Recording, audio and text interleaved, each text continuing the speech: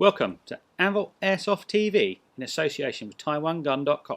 In this episode we're going to be looking at and range testing the Army Armament R603 and R604 gas blowback pistols. These are inspired by the 2011 9mm duty pistols, popular with law enforcement and three-letter agencies in the United States. We'll also go over some of the accessories that you can fit to enhance your shooting experience. Keep watching to find out more about them, how they perform, and just how far they can shoot.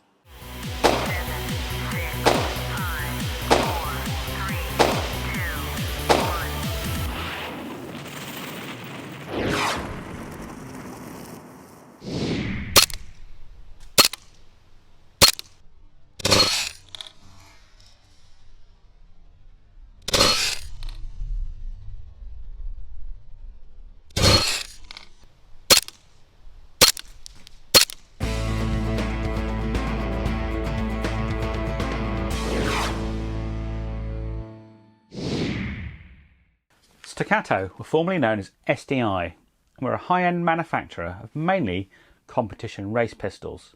They have extensively rebranded in 2020 and are now focusing on duty and carry pistols as well as continuing in competition. Their pistols are now approved for use by over 150 law enforcement agencies across the US. Staccato focus on making modular 2011 9mm double-stack pistols to some of the highest standards in the firearm industry.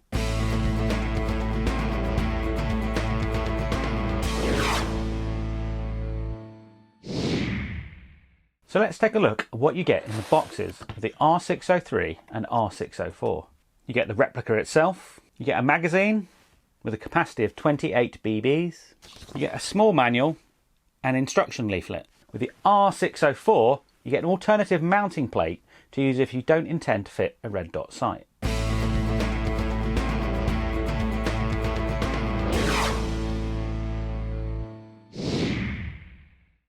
The replicas are made mostly from CNC finished alloy die castings and polymer injection mouldings. The metal parts include the slide, outer barrel, upper frame, hammer, safety, beaver tail, mounting plate and the rail. The polymer parts include the grip, trigger guard and the flared Magwell. The modular construction is very similar to that of the real firearm.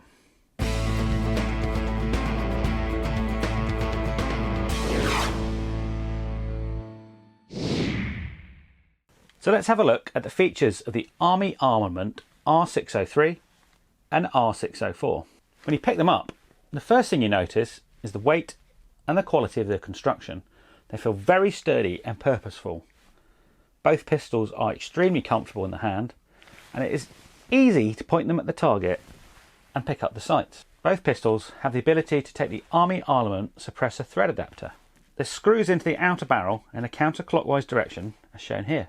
This then gives you a standard Airsoft 14mm CCW thread for attaching tracer and suppressors of your choice. Here we've mounted the very popular X-Cortec XT301 compact tracer unit, also available from TaiwanGun.com, and we'll show you more of this later. Yeah, engaging. Seen it? Yeah. And there, and there. Base of those pallets as well. The R604 has a slide very slightly longer than the R603, and it also has an integrated compensator with the front sight attached. Speaking of the front sights, these are the fibre optic type, and they're also serrated on the back face to reduce glare. As long as there is some light hitting them, they glow to the operator, making it very easy to acquire a sight picture. The sights of the R604 are raised to clear mounted suppressors. They are higher than the sights on the R603. Both pistols have slides with cutouts or forward serrations. These serve to reduce weight and to make it possible to manipulate the slide from the front. These are deep and aggressive, so it's hard to slip off them by mistake. The front of the frames have a section of 20mm rail to attach accessories of your choice. We've used the Opsman Fast 401 LED weapon light for our testing. This is attached by loosening the screw here and placing it over the rail. Then tighten up the screw and make sure you can reach the activation levers. You can then activate the light using your support hand when shooting.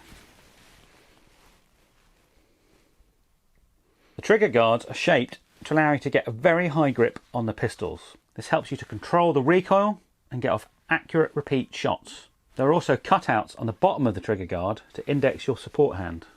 The slide release can be hard to reach without breaking your grip. We found it easiest to trip it with your support hand just after you've reloaded. The slide release lever is also the takedown pin. First, eject the magazine. To remove the slide, move it back so the smaller of the two cutouts is over the tab, and push it through from the other side. Take it out, then you can remove the slide from the frame by taking it off forwards. This reveals the hop adjustment wheel. To add more hop, turn it counterclockwise. To reduce the hop, turn it the other way. Under the slide is also a unique serial number. To replace the slide, put it back on from the front, position the smaller cutout over the hole in the frame, and carefully put the takedown pin back in. The grip is polymer, comes stippled. The R604 has this scale pattern, and the R603 looks more like tree bark. Both are excellent, aggressively textured, and make it easy to control the pistols if they are wet or your hands are damp. The mag release is under the thumb, and the magazine's drop 3. Both pistols come with a flared Magwell to speed up reloads if your insertion angle isn't quite right.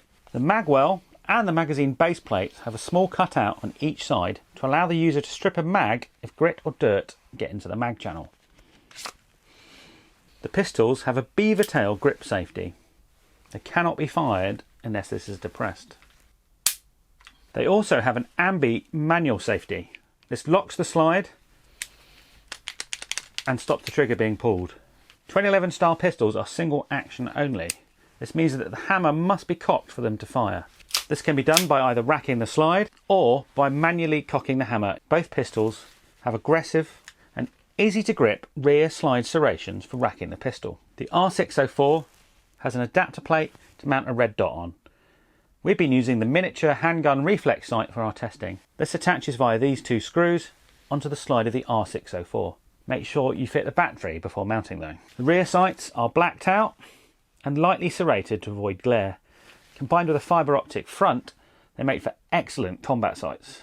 So now we're familiar with the features of the R603 and R604 pistols, let's go to the range and see how they perform.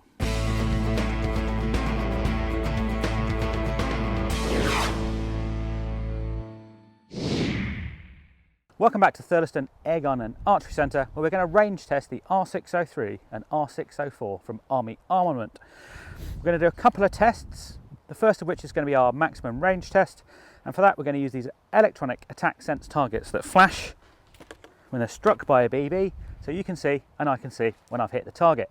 We're going to put these out today at 40, 45, 50, 55 and 60 metres.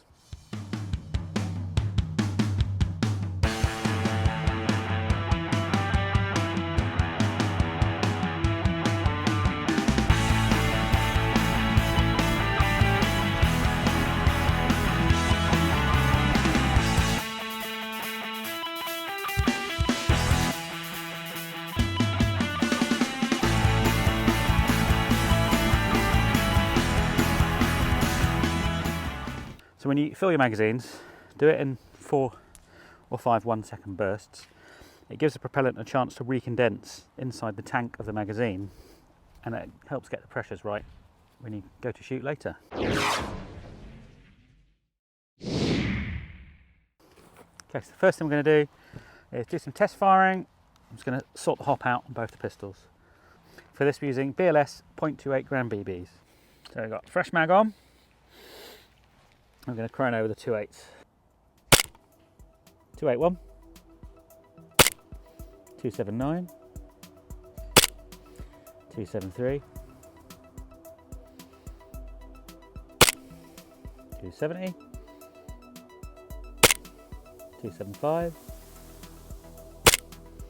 271. So we're doing about 270 FPS on a 0.28 gram BB. Just about where you want it for a pistol really. You're going to use those generally at quite short distances. and we'll carry on seeing how we get on with the targets.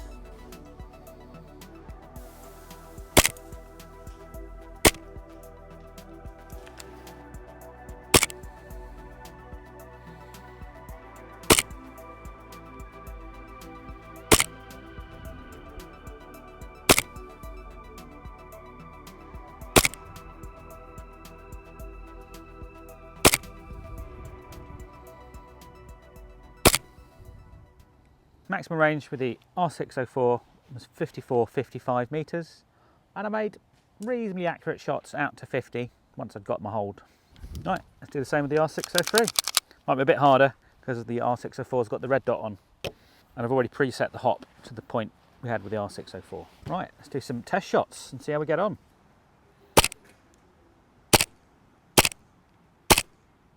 Always a bit interesting doing chronos on gas pistols because the gas can really mess up the readings.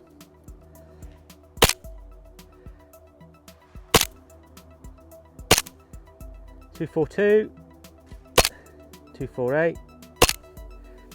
So far it's performing very similar to the R604. The recoil, if anything, is a bit crisper, probably because it's not running on quite so much rail length as the R604. That's another hit at 50.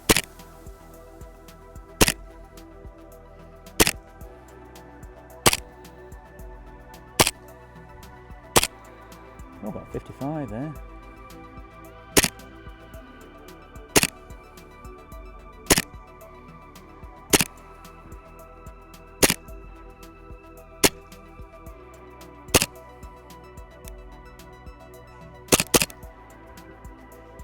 Reset's quite positive, you can feel it.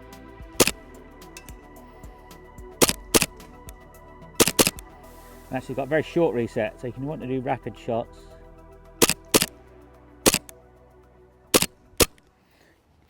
So we're getting a bit less power out of the R603, could just be because the mags are getting cold, and we're getting a little bit less range, which, because we're getting less power, that all makes sense.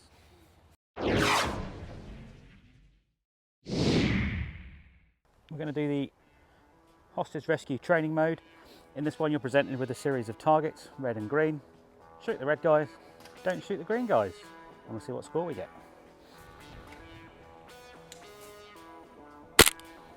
Wait, bugger.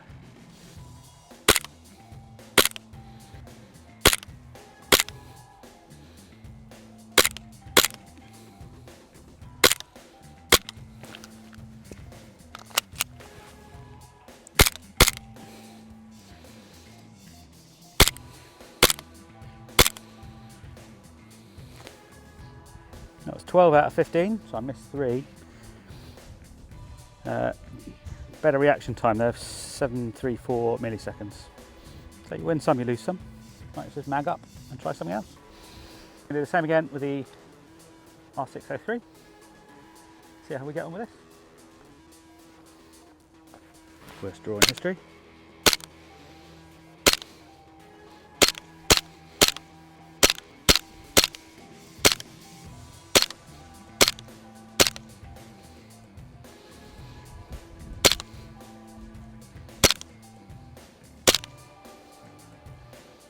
Okay, missed one, 789 average millisecond reaction time, and my average reactions come down as well. Okay, let's do that again, that's fun. So again, I made maybe a forced reload in the middle of this. Yeah.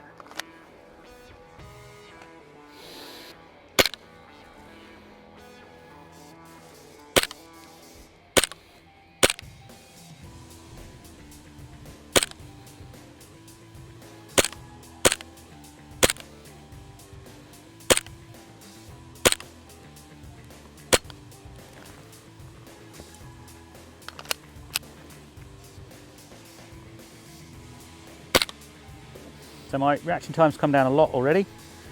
So average is 861 milliseconds and my fastest was 560. So I really like these combat sights. You can shoot with both eyes open, and this bright fibre optic front, you just put that big bright orange thing on the target. Certainly these ranges of about 10 metres and pull the trigger.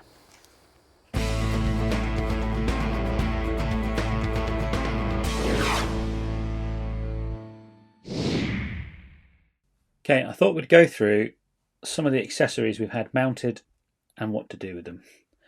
So for this case, we're going to use the R604 as it has the red dot mounting plate. First thing we're going to put on is the red dot sight. Get this nice hard case. In here you get a few things. So you get the sight itself. This is on a MIL 1913 Pickwell adapter. Some small screws, Allen keys you might need, and you also get this Glock mounting plate. So this replaces the rear sight on a TM compatible Glock, and means you can run this directly on top of a Glock pistol. You also get this nice protective hood. So the first thing you'll need to do is take the red dot sight off the mounting plate. And you want the middle of the 3 Allen keys to do this. Careful not to lose the bolts. Okay, take off the sight, and you'll see we need to fit a battery.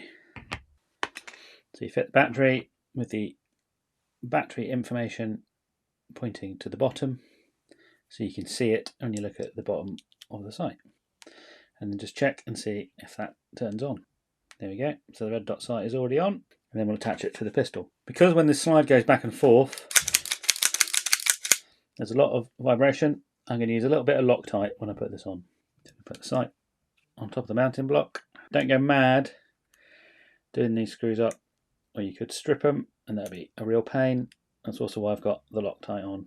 I just did it finger tight using the short edge of the Allen key. When you're not using the sight, press the button on the right hand side to reduce the brightness and put the cover over the top. Okay. To adjust the left and right or windage, you use this dial here, and to adjust the up and down or elevation, use this dial here. Next, we're going to fit our weapon light. This is the Optimum Fast 401 from TaiwanGun.com. Inside the cardboard is actually a really good set of instructions. And here's the light itself. First thing to do is work out what mounting system you're using. This is a standard Picatinny M1913 rail. So we have the 1913 adapter on. If you're going to mount this onto a Glock type pistol, you get a little adapter plate also in the packaging. To take those off, all you need to do is loosen this screw here and just replace the adapter plate. This is a 1913 rail, so we're going to use the already mounted 1913 adapter. Next thing we need to do is put the batteries in. To do that, lift this lever here. Usefully, I show you which way the batteries go in. To close it, this bit goes first. Push the housing closed and flip the lever. To operate the light, you use these 2 levers. They're constant. You flip the levers up until it clicks. For momentary, push them down. So first, loosen this with a coin or large screwdriver so you get a bit of movement. Place the fixed side on the pistol first and push it over, and then do up this with a coin or large screwdriver. So now we have the light mounted on the pistol. Lastly, we're going to put the X-Core Tech tracer unit on. The first thing you need is the muzzle adapter. This is in 2 parts, the main threads and a thread protector. This screws on to the front of the R604 or to the barrel of the R603. It screws on in a counterclockwise direction. Once it's tight, you take the thread protector off. And that leaves you with a standard Airsoft 14mm counterclockwise thread.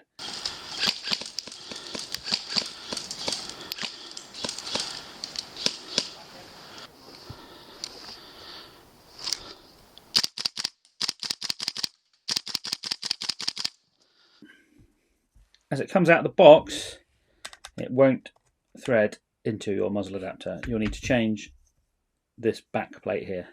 To do so, there are 3 very small crosshead screws. When you take these screws off to change the back plate, use a really well-fitting screwdriver. You definitely do not want to strip these. And you'll find the 14mm adapter in the box. When you put the thread adapter on, you'll see you have 2 extra holes. Line those up with the push button and the LED indicator. Put the screws back in. Be very careful not to strip or cross thread them. Okay, you can then thread the tracer unit onto the pistol in a counterclockwise direction.